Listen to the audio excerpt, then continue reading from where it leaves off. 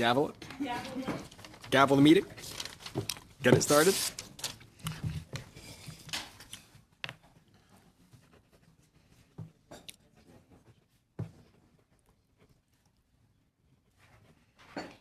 televised, so let everybody get into their seats. Yeah.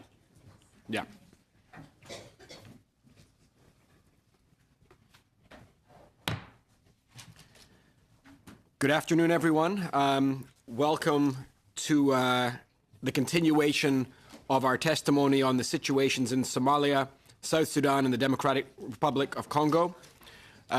We are joined today by two witnesses who are joining us from the federal government of Somalia. Thank you, gentlemen, for being here.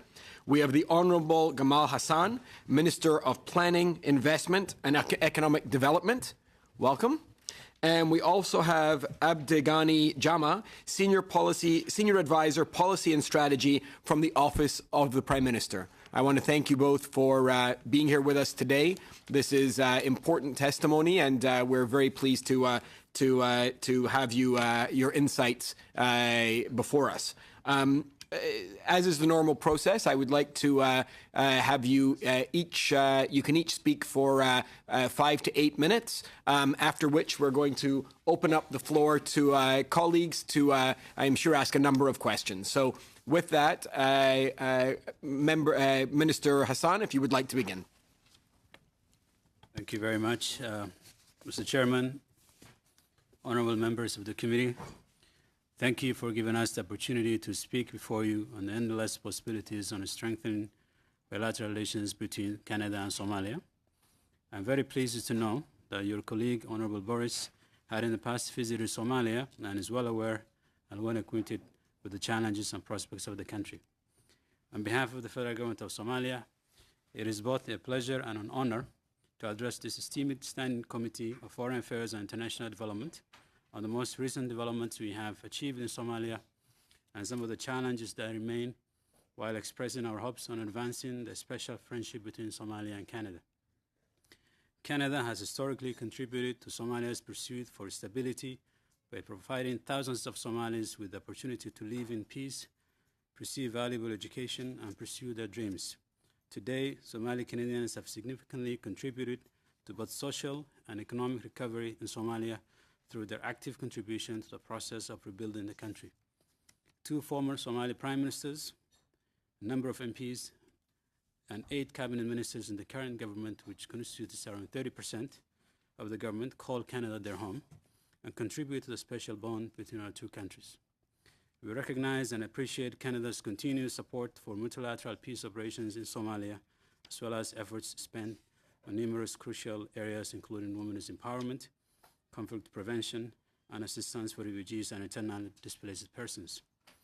Mr. Chairman, honorable members of the committee, diplomatic relations between Canada and Somalia date back to 1968.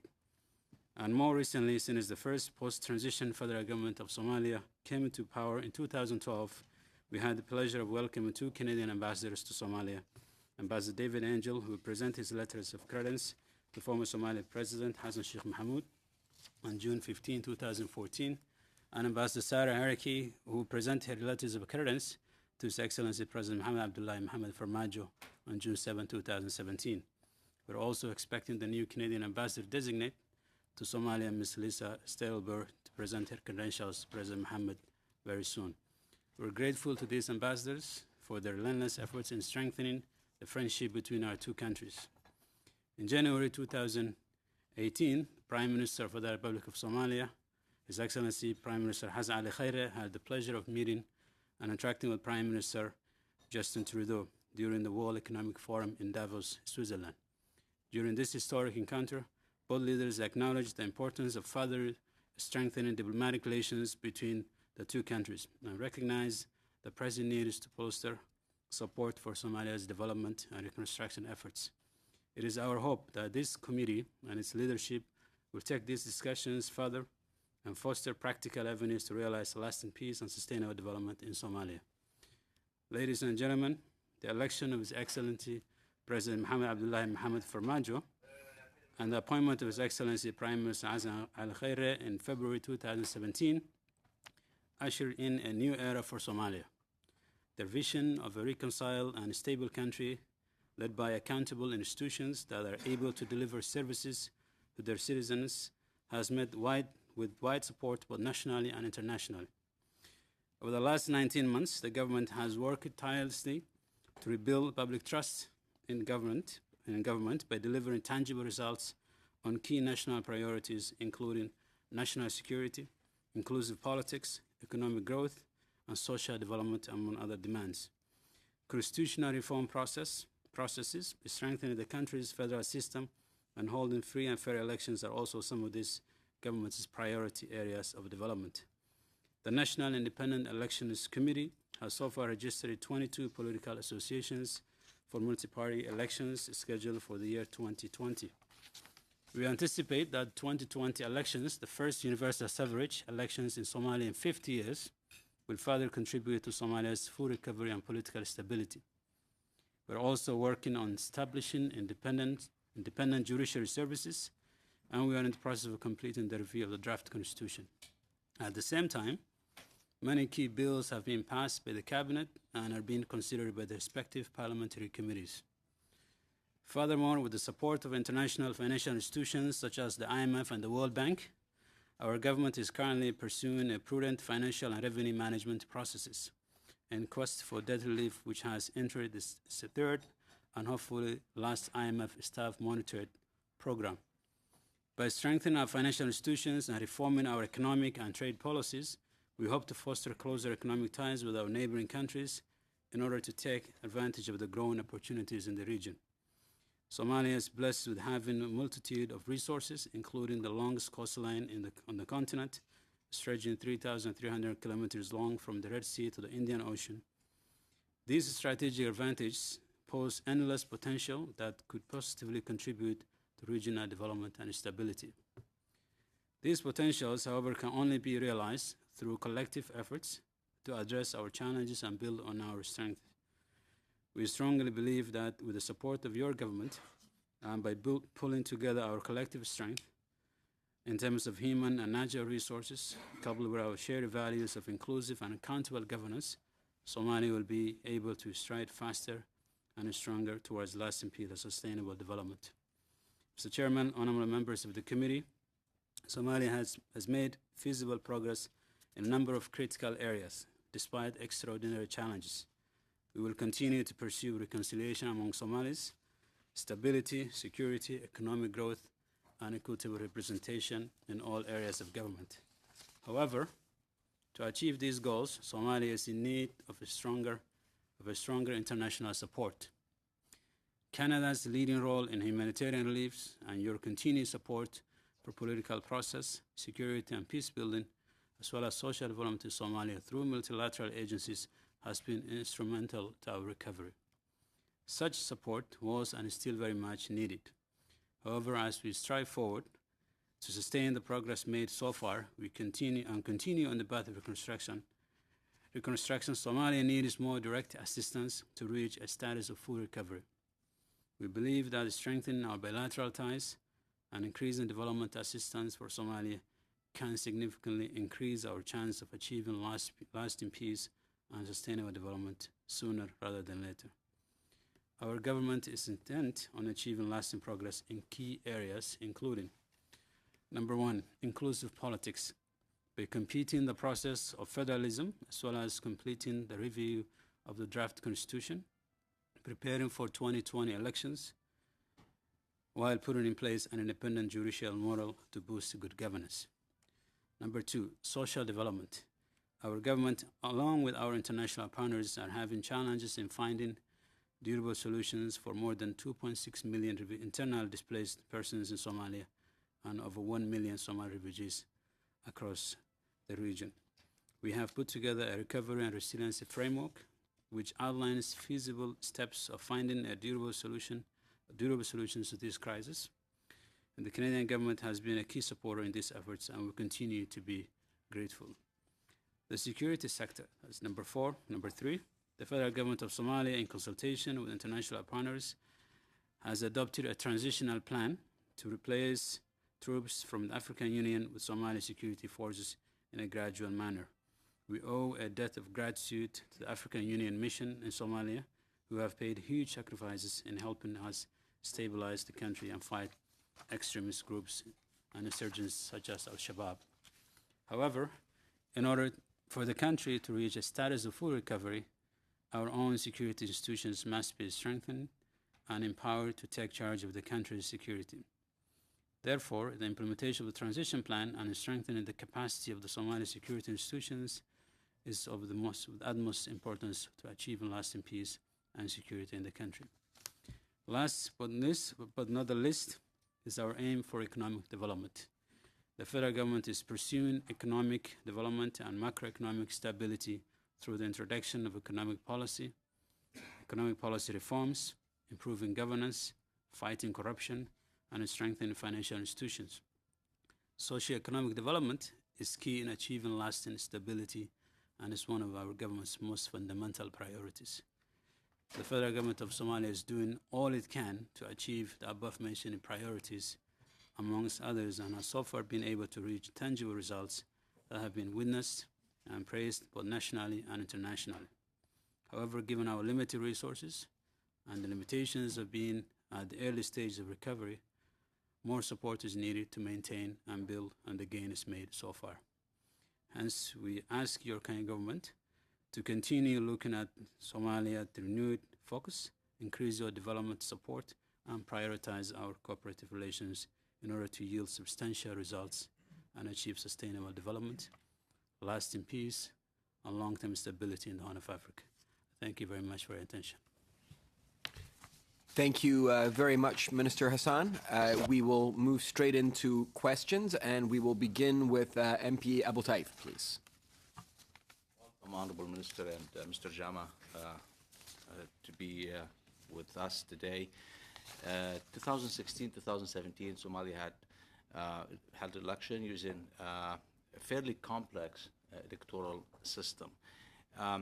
Early in our parliament, 2015 parliament, we went through a process here trying to sort of look into the electoral system, and the results we got from electors in Canada, basically people leaning toward more of a simple system or simplicity in the system, as we can understand that people want to be actively participating in.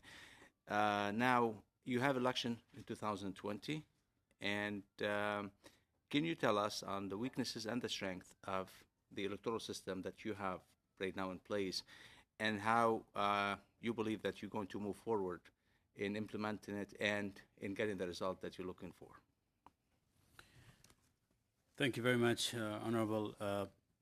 Thank you for your support for Somalia. 2016, as you rightly said, and 2017, we had a process, an election process, which resulted in the election of the Parliament, lower house. For the first time, we have put together upper house, which Senate, equivalent of Senate here, election of president, appointment of prime minister, and the approval of the cabinet.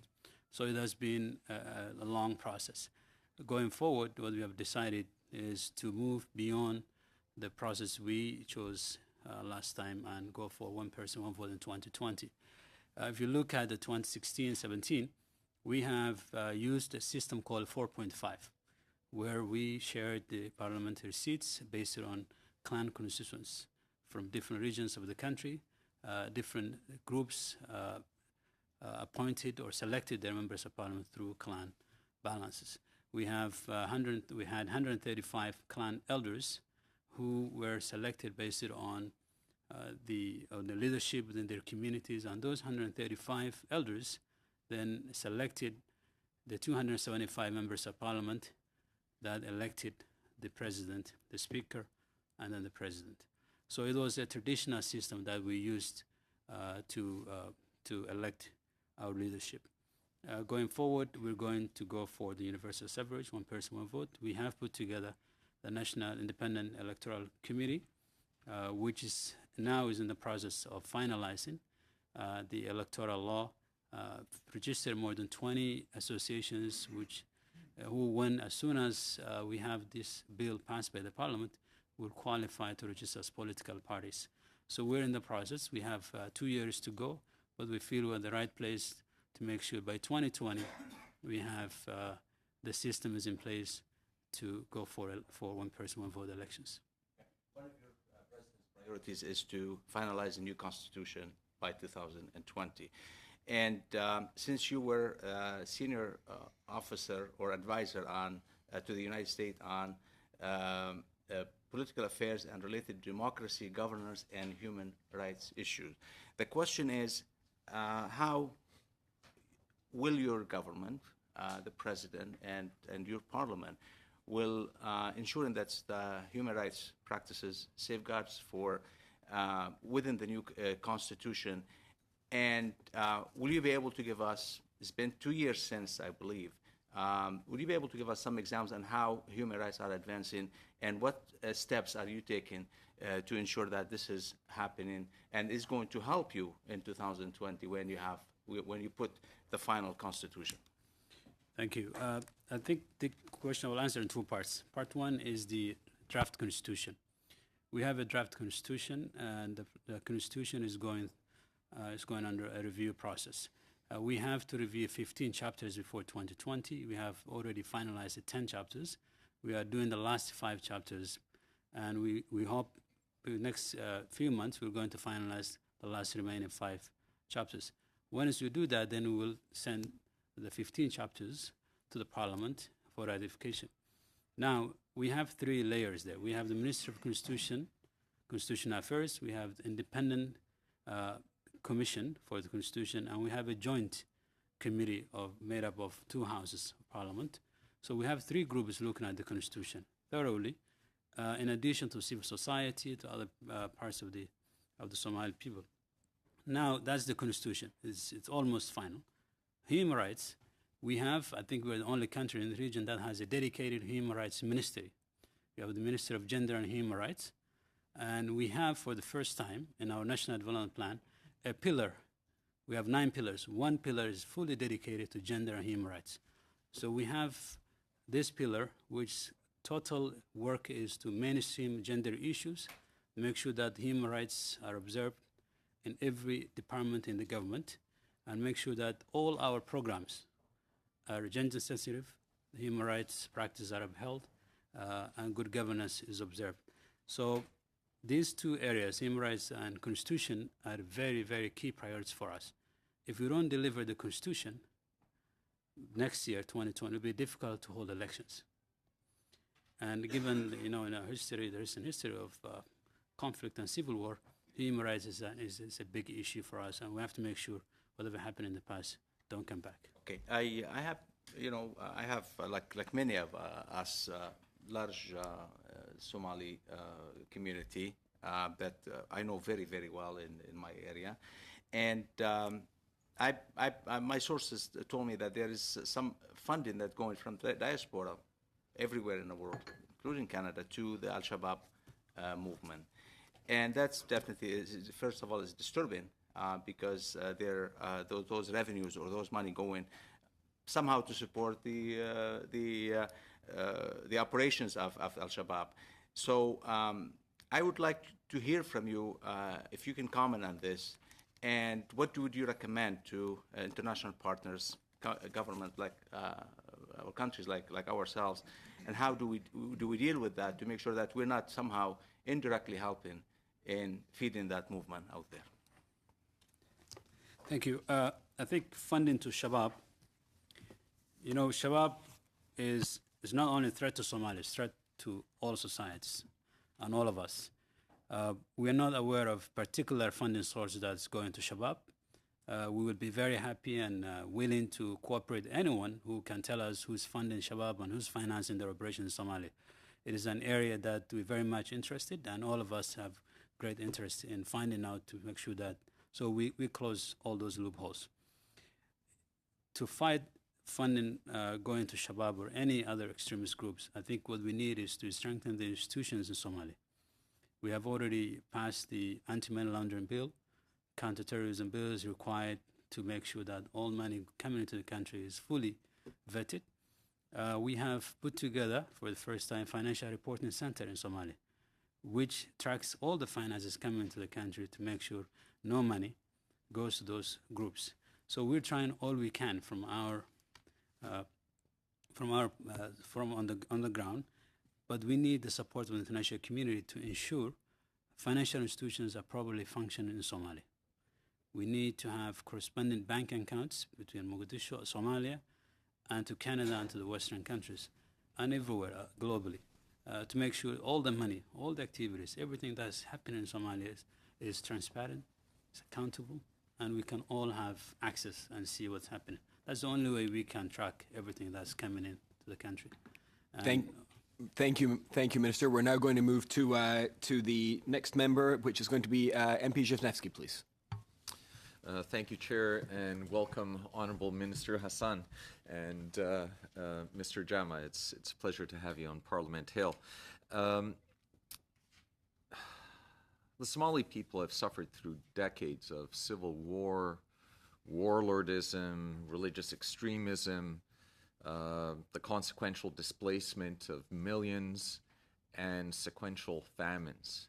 And what we have today, it appears what we have is a real window of opportunity to change Somalia's course of history.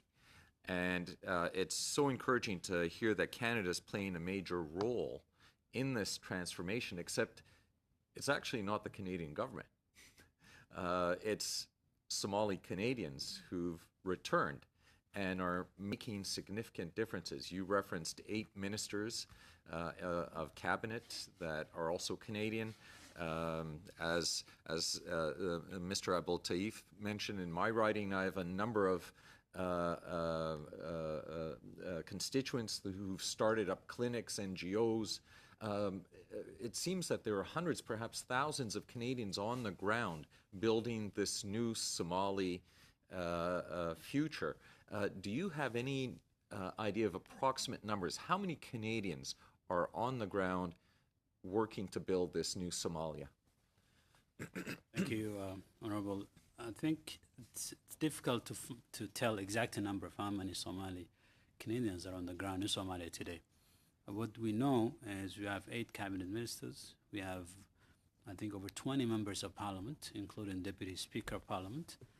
We have countless number of business people from Canada, Somali Canadians doing great in Somalia. As you mentioned, NGOs and non-profit organizations. We have large constituency. I think when you have 30% of the cabinet coming from one country, I think that tells something, including myself. We have them in everywhere, in the security sector, in the private sector, and as I said, in the non-profit, everywhere.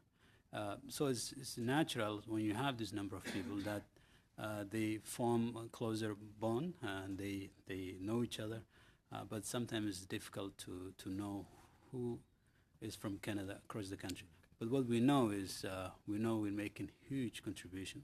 We had 2 prime ministers. One was actually from Ottawa, who served as prime minister in some of the last few years. It doesn't happen anywhere else in the world when you have a prime minister who just graduated from Carleton University or Ottawa University and doing a great job in Somalia. So it is really something that's unique, and we need to build on that. We need to make sure, not only in Somalia but also in Canada, people are aware of what's happening.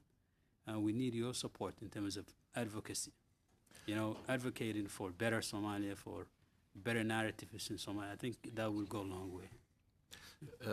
Thank you, Minister. And so we have an opportunity, a real opportunity, to build on the good work that Canadians are making in this transformation.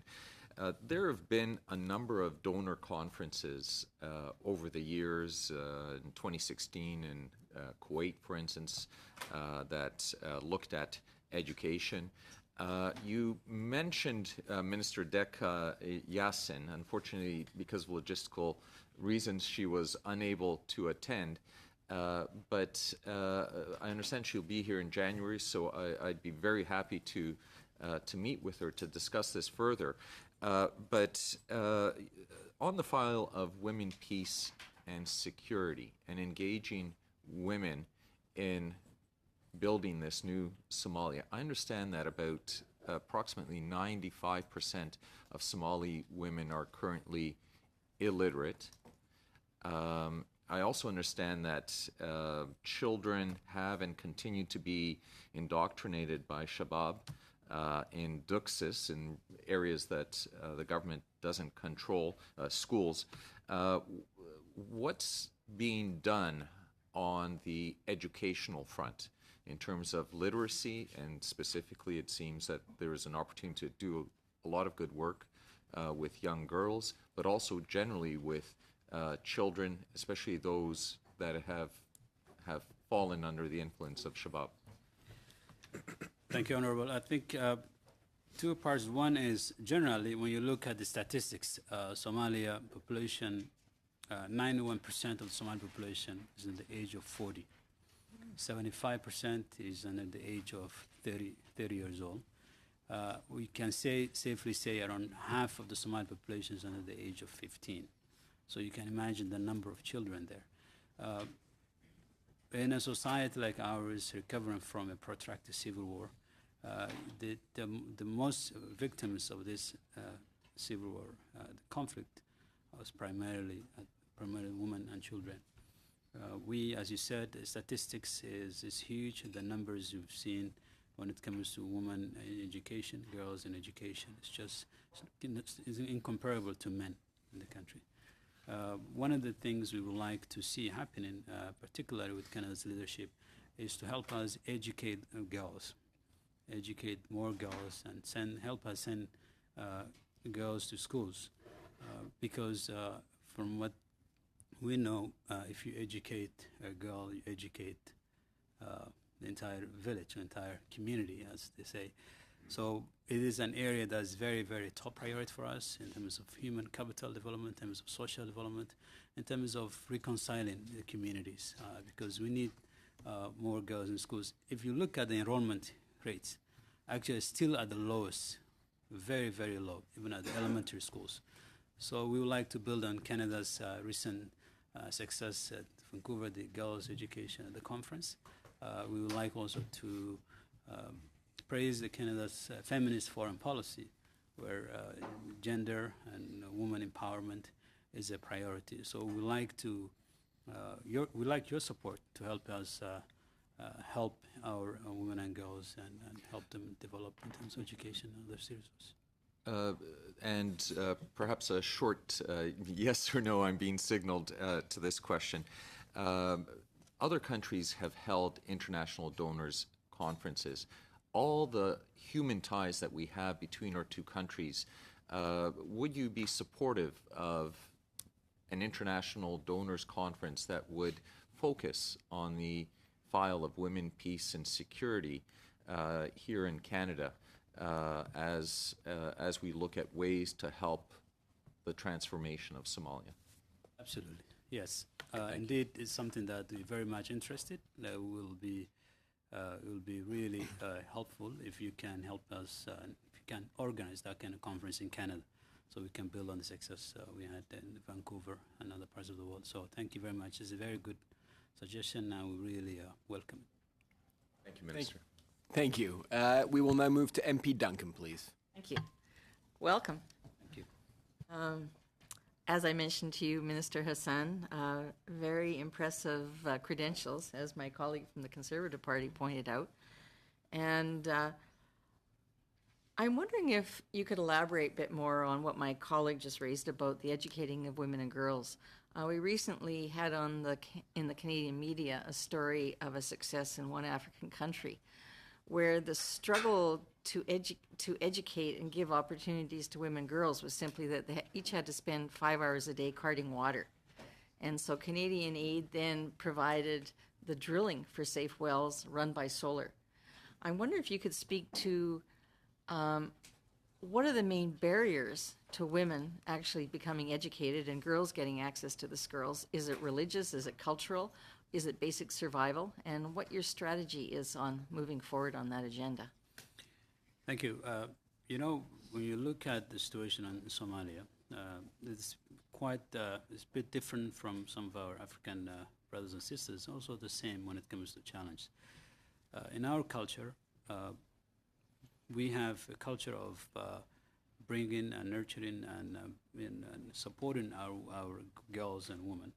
But because of the situations on the ground, because of what happened, civil war and the civil conflict, the biggest impact happened on women and girls. For us, now we have dedicated an entire pillar in our National Development Plan for women, gender, and human rights, because we have realized some of the basics were not met when you look at the representation in the schools, when you look at the representation in the marketplace, when you look at in politics. Although we have tried recently to allocate a quota of 30% for women in parliament, we achieved around 25%, which is 5% short. We aim to reach more than 30%, more than that, in the next election. And what we have achieved when you look at empowering women in the school education level or in other areas, because of our culture, which empowers women, despite the challenges we have, we hopefully in the next few years we're able to achieve great success. But we cannot do it alone. We don't have the resources to do all that we have put together in plans. We don't have the resources in place to achieve the goals and priorities we set out. So we are looking at places like Canada and other friendly countries to help us realize those plans, implement those policies, and help us move Somalia forward. If we empower, if we invest in our girls, in our women, in every sector, it is actually it's no-brainer that this country will go further. It will achieve success. I guess a simple question related to that is, you know that Canada has adopted this feminist international assistance policy. Is your country willing to make that a priority in your request for assistance and how you will spend your assistance dollars? You know, but that's absolutely yes. We will adopt any policy that will empower our women, will empower our girls. We can call it any name. It doesn't have to be feminist foreign policy. It can be any policy that will empower them and will ensure there is a, for instance, we are obligated to have gender mainstream in every ministry. We are asked to make sure we set up gender units in every ministry, which will make sure the hiring process is fair to them, which makes sure that their needs are taken care of, which makes sure that there is no harassment in the workplace, to ensure that they're truly represented in every sector in the government. But still, all those efforts, we're still short of where we want it to be.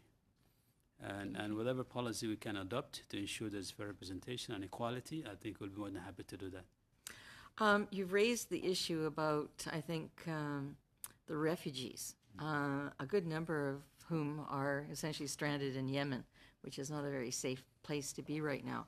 I wonder if you could speak to whether there is a repatriation strategy. Is it safe for them to come back to Somalia? Is Somalia investing any kind of effort in trying to bring those Somali back to Somalia? You know, it's unfortunate what's happening in Yemen. Since the conflict in Yemen started, we had over 30,000 both Yemeni refugees and Somali returnees back in Somalia, especially in the northern regions of Puntland and Somaliland. We have been supported by IOM and UNHCR. Most of the people are still stranded in Yemen. Most Somalis, over 250,000 Somalis are still refugees in Yemen. Most of them are the Houthi-controlled areas. We have active communication with them. We try all we can to make sure they stay out of the conflict zones. We are in touch with the UN. We are in touch with other agencies. We would like them to be repatriated safely, if possible, back into Somalia. We know it's not easy. Sometimes it's not that far. You know, the distance between Somalia and Yemen is not that far. But sometimes it's very dangerous areas to try the journey to come to this side. But we're asking anybody who can help to move them to safer places to do so, because initially they were there as refugees, and then when this happened, they will basically be the biggest victims in this kind of situation. I've got a few more minutes. I'd like to ask you about your strategy for exploiting oil and gas. Now, the experience around the world of exploiting oil and gas has been mixed.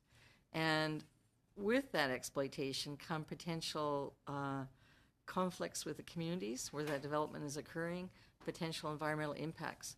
I'm wondering if you have been developing an overriding strategy on how you might explore the exploitation of that resource, but try to do it in a way better than has been attempted in many other nations. That's true. I think it was a week ago that the Minister of Petroleum and Natural Resources and Minerals went to South Africa and attended an oil conference. He announced that Somalia is ready to award, over 200 oil wells offshore, not onshore. And that is different. When you look at the offshore, there's huge potential in Somalia, along the Indian Ocean and the Red Sea. We are going to do in a way that is more environmentally friendly, that's sustainable, that doesn't become a curse, that becomes a source of stability. We have a bill in the parliament now, it's almost final, in the final reading, which the petroleum law, which will allow the establishment of a petroleum agency that's independent, that will run these contracts. And hopefully very soon, if we are able to pass the bill and go through the remaining steps, I think we'll be able to have a system in place that will protect all those areas. The environment, the rights of the workers, make sure that there's fair competition, and also we extract these resources in a very sustainable manner. We don't want something that would adversely negatively impact us. So that's in the works, and the ministry is really pushing and finalizing all the key legislations and policies. Thank you. We will now move to MP Saini. Good afternoon to both of you. Warm welcome. I want to ask you two questions, and I'll get a commentary on both questions. For me, what I think right now, the single greatest threat to Somalia is the internal security situation you have right now. And that includes, parts of the autonomous regions that are being controlled by al-Shabaab. You also have a Gulf Council cooperation crisis that seems to have spilled into Somalia, where Qatar and the UAE and Turkey. And there also seems to be the return of your opposition leader after a one-year anniversary. I think his name is, I hope I'm pronouncing it properly, Abdushakur Warsame. So for me, that's just your commentary, because I think right now, before Somalia starts to really, progress, that the internal security and the internal governance situation has to be solved first. So just your commentary on what you may be doing and what approach you may be taking.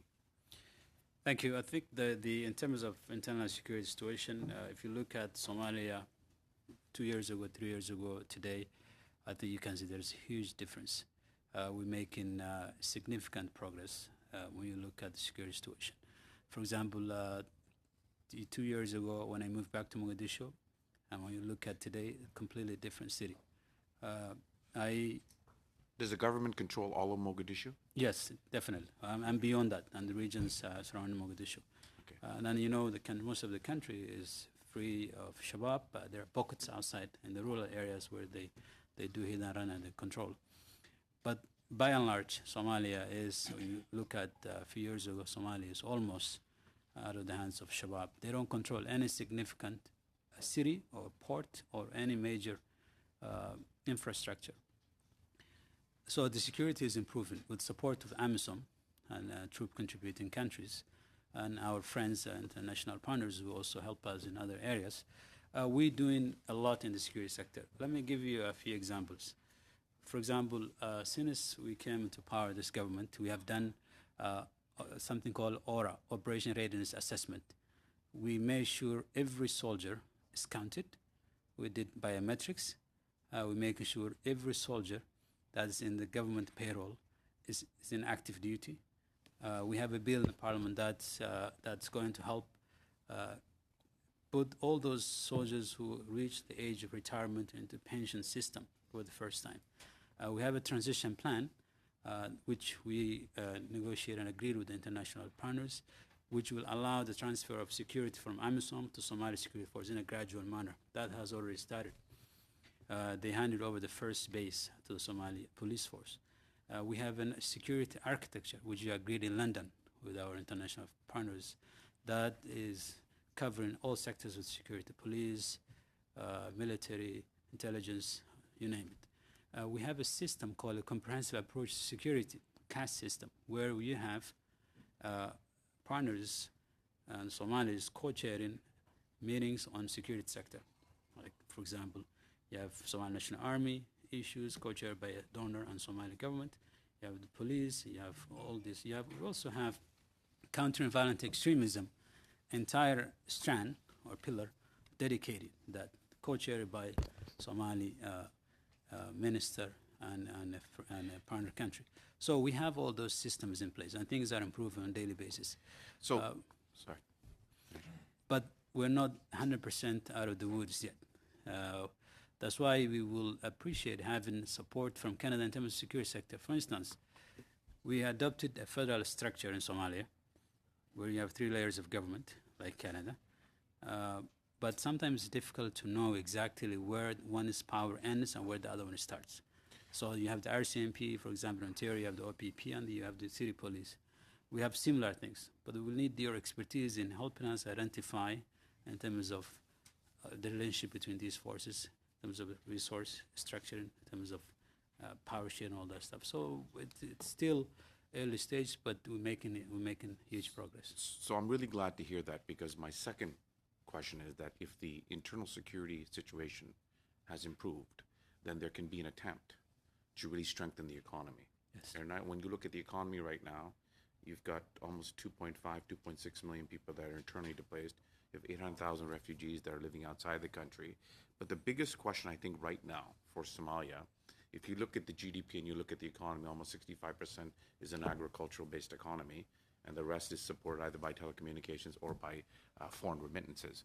My question is that if Somalia is going to really advance itself, and one of the good things, or one of the really confidence-building measures, is that the U.S. has decided to reopen some diplomatic presence in Mogadishu, which I think is a very positive step. But just sticking on the economy for a second, right now the biggest issue that I think Somalia is facing is the inability to mobilize tax revenue at the local or at the state or at the national level. I mean, if Somalia is going to progress, then if the internal security situation is improving, then the economy has to be the next step. Because if they don't go hand in hand, the security situation is not good, nobody will invest. And if the economy is not improving, then people will be unable to meet their daily needs, which will lead to other situations. So what is happening in terms of the economy right now? What kind of improvements are you making? And I know the Chinese have done a lot of infrastructure in Somalia, but what is Somalia doing to sort of take control of its own economic destiny going forward? I think that's a really good question. Look, at security and economy and economic growth, they're interlinked. You cannot have one and the other. What we have done so far is, when we came to office, we had over $5 billion, still have $5 billion debt from many years ago. What we instituted was, we put together an economic growth committee. And the cabinet will have 4 subcommittees. One of them is dedicated to economic issues. And we have decided to go through the difficult but very much needed reform process to achieve a debt relief from the IMF and the World Bank, from the IMF in particular. So we are going through that. And in that process, we have reviewed all the contracts. We have increased the tax base for the first time. The government revenue went up. We have met all the IMF benchmarks when it comes to the benchmarks they put forward.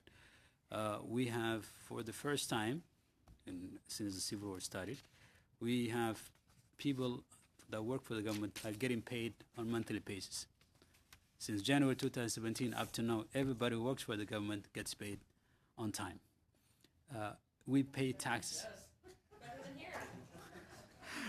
we all pay taxes from this payment. We have Contribution to increased Somalia. the value-added taxes we institute for the first time. The tax brackets went up in some other areas that have never been taxed before. So the economy really went up. If you look at the government revenue, the GDP is increasing, and the business in the companies, we have over 3,000 businesses registered since last year. 80% increase in terms of businesses. Investment, which is under my ministry, we are getting inquiries and communication from different parts of the world. People are coming in asking questions about investment. They're actually looking at both onshore, offshore. They're looking at agriculture, looking at livestock. We are the largest livestock export to the Middle East. So we're seeing a huge interest in Somalia. Two things. One is because of the stability, and the other one is because of the economic activities and the focus from this government on the economy. Hopefully, by next year, we're going to meet all the IMF benchmarks, and we will be allowed to access concessional loans from the IMF and the World Bank and other creditors. And hopefully, by then, we'll be able to undertake massive infrastructure projects. Okay, thank you. MP Vandenbeld, please. Minister Hassan and Mr. Jama, I'm very happy to have you here. And as an MP from the Ottawa area, very happy to see Carleton graduates who are succeeding so well and contributing so much. Thank you very much for that. And I think that underlies the fact that we have so many Somali Canadians, talented, educated, and passionate Somali Canadians who are not just contributing here, but also contributing in Somalia. So I'm very pleased to see that. My question is actually a combination of what you said about the importance of inclusive politics, good governance, institutional building, and also what Mr. Wisniewski was asking with regard to women, because we know that institutions need to have representation of all people in society. So if you could comment a little bit about the role of women, both in political participation, in the constitutional process, and in the institutional capacity building. Thank you very much. I know you have Ottawa Center, you have a large Somali constituency as well in that area. Yeah. Family members who live in that, good. region, yes. Wonderful. Yes. In fact, my mother lives also in that area. So I'm very pleased about that. Thank you. You're right. Inclusive politics, actually, we have several sub-units under that. And that is actually also another around 10 ministers are dedicated to that, those issues. Constitutional review process, elections, and also the federalism as a whole, including reconciliation and other areas. These are all active projects within the inclusive politics. Elections in 2016 and 2017, we have basically allocated 30% quota to women, although we fell short, about 5%. But the plan, that was the first time we allocated a quota for women. The plan was to at least introduce some measures to ensure that they're politically represented and they have full representation in the parliament and in the cabinet as well. Going forward, that will not go back on the 30%. We're trying to increase the number to 40 or 50% if possible. That's the bare minimum, the 30%. And that's taking place across. The chairwoman, lady in charge of the independent election committee, and others who are in charge, the Minister for Women and Gender and Human Rights Development, and others. We have key women leaders in the government who are pushing for reforms, institutional reforms, both at the parliament level, cabinet, and also in the government departments, to ensure gender mainstream is taking place, to ensure women's rights are protected, to ensure that political representation is well adopted and accepted across the board. So we have champions, and all of us, not only Somali Canadians, but also others, all of us 100% working hand in hand with them to ensure that the next election we increase this number, and we also empower those already in the system to ensure that their rights are protected and their voices are heard. Thank you, and that is very good to hear. As you know, Canada is only 27% in our House of Commons, so I think we have a lot of work to do around the world on this. And if there's anything that Canada can do in order to facilitate that, that's something that I think this committee would be very interested in. I also noted that you said that half of your population is under the age of 15, and I think you said 75% under the age of 30. This is a very, very young population, and I know that there are organizations like UN Habitat. In fact, one of my constituents, Shamarki Hassan, is working with UN Habitat on youth in the region, and a number of others that are working on how do you turn this potential of so many young people into something that is positive and thriving. What are some of the things that we can do through our development policy that would ensure that young people are able to get the opportunities to be able to contribute fully to Somali society? Thank you. Shamarki, I know Shamarki very well. I used to be his mentor in school, Carleton. I noticed you were also with UN Habitat. Yes. So I also serve as the Somalia's permanent representative to UN Habitat. Yeah.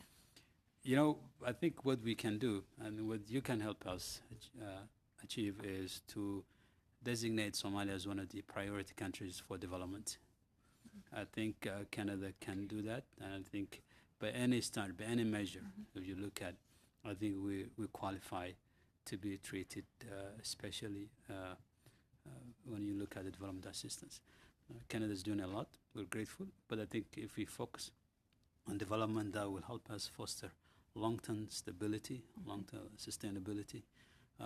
The numbers I just mentioned, the statistics, we're a very young nation.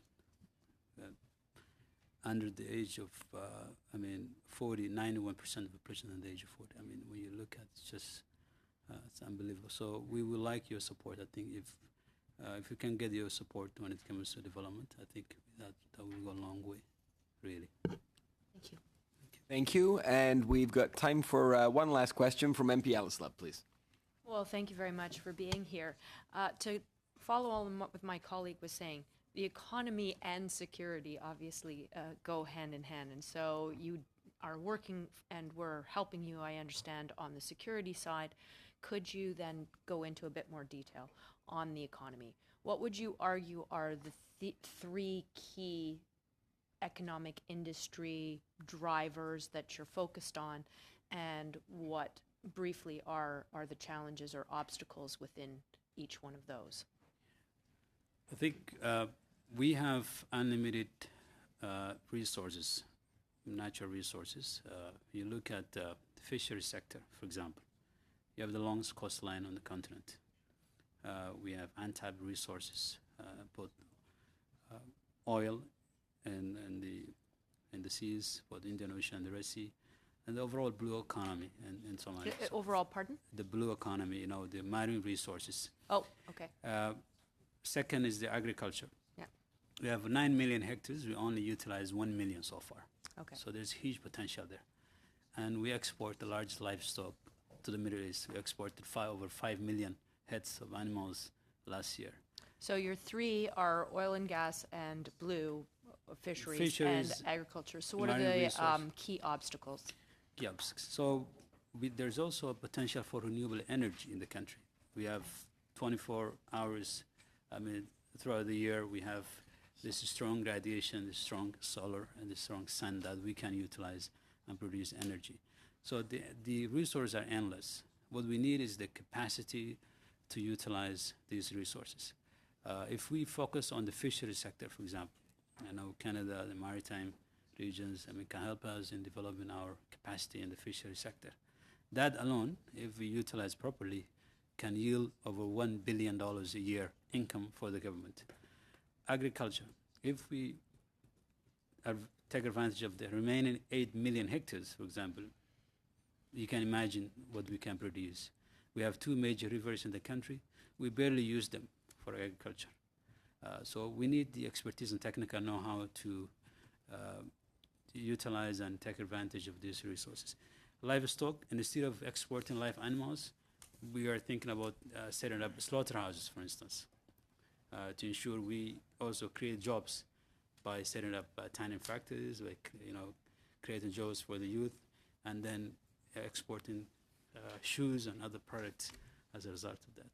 So we know we have the resources. What we really need is a technical know-how. Perfect. And we have identified key priority areas, as I Within mentioned, regions. productive sector. And I apologize, I don't have a lot of time, so I just want to give you one more opportunity. You said that you would like to have Canada consider Somalia as a priority for development. So could you, if you were competing with all the other countries in the room right now and you were making your 30-second compelling argument for why Somalia, among other countries, should be chosen for the priority of development, what would that 30-second pitch be? I can say it 3 parts. One is the special bond between Canada and Somalia. We have one of the largest African diaspora in Canada, number one. Number two, we are strategically located, so any investment you make into Somalia's long-term stability will yield results very quickly. Third, we are ready and have plans in place and already priorities set for quick investment, quick impact investment in the areas I mentioned, and also the willingness and the political will from our side to make sure these things happen and all these priorities are realized. Outstanding. Thank you very much. Yeah, thank you very much to both of you for traveling here to be with us. Ambassador, this was a very insightful testimony that is important for us to hear, have on the record, and for us to consider as we move forward with finalizing our report. So I want to thank you both for your presence here today. And with that, we shall adjourn.